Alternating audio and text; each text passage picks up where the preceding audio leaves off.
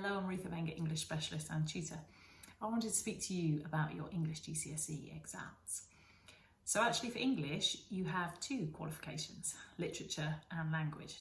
So your literature exam is made up of four texts. You have Shakespeare, you have a 19th century text, a modern text, and your poetry anthology. And you need to know those four inside out. You need to know everything about the story, everything about the plot, everything about the characters, what happens when, so that you can talk confidently about different moments within the story or the play. You also have a language GCSE. There's not preparation to do in terms of texts, but you will need to be developing your skills on analysing language structure and form. So if we focus on your literature exam, the question for your literature exam will always be on theme or character. So you really need to understand the themes deeply. What's the writer trying to say? What ideas are they playing with within the story or the poem? So what does the examiner want? What are they marking you on? In terms of your essay writing skills, they want you to develop a critical style in your writing. So what is a critical style? You're questioning things. You're going beyond the obvious. You're looking deeply at the text. In English, it's often not as simple as, this is what it is, I'm 100% sure. It's often much more talk of, well, he could be doing this, or she might be doing this. So you're kind of balancing and evaluating as you develop this critical style. They also want you to develop an informed personal response. So what does that mean? Well, I really like this because the fact they want a personal response means they want your unique individual reaction to this text or this piece of literature. They don't want what I'm saying, they don't want what the teacher's saying, they want your reaction to it, your experience of it, which is as valid as anybody else's. Now, it must be informed. So what they mean by that is you must study it well, you must know it deeply, you must learn about it, and then from an informed, educated point of view, then you can come up with your own personal response. So whilst we answer this question, we're developing our nice critical voice as we write our essay, we must be providing evidence from language, structure and form to prove that what we're saying is correct. Obviously with language, we'll be looking for certain words that have particular connotations or that imply certain things or that create certain images.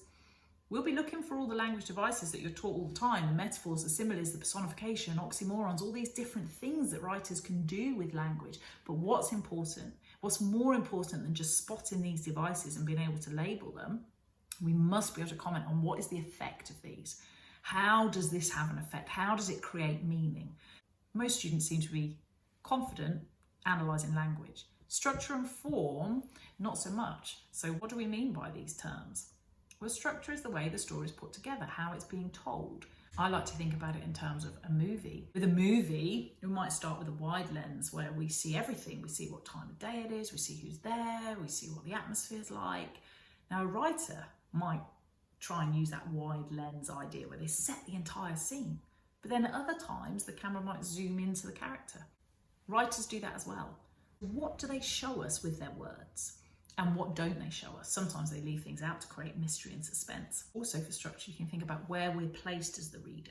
So again, if we think of a movie, if a character's entering a room, the director's got a choice. The camera could sit behind him. So effectively, as the viewer, we enter the room with him. Or the camera can already be inside the room and we watch the character as she enters. The same thing's happening with the writer. The writer can choose where to place us. We might be right inside the action. We might even be inside the character's head. With structure, the writer also has choices about how to tell the story. Are they using a descriptive paragraph? Are they using dialogue to tell us something that's happening?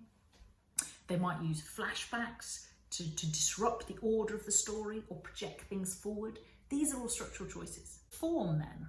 Form simply means the format that the piece of literature comes in. It's acknowledging that you understand a play is very different to a novel, which is also very different to a poem. So you can talk about things that are specific to that form. So for example, a play, it's good to demonstrate you understand this is a script. It was written for actors who would then go away and learn their lines and perform it. And we would then see it on stage. So there's very specific things you can acknowledge, like stage directions. With a poem, you might want to talk specifically about the rhythm and rhyme, even if there isn't any. Rhythm and rhyme is something very unique to a poem. So quick highlight, you need to know the four literature texts inside out. You need to develop your essay writing skills where you get your own voice, but you learn to analyse language, structure and form as your evidence. I hope that was helpful. Any questions, do get in touch. Thanks for listening.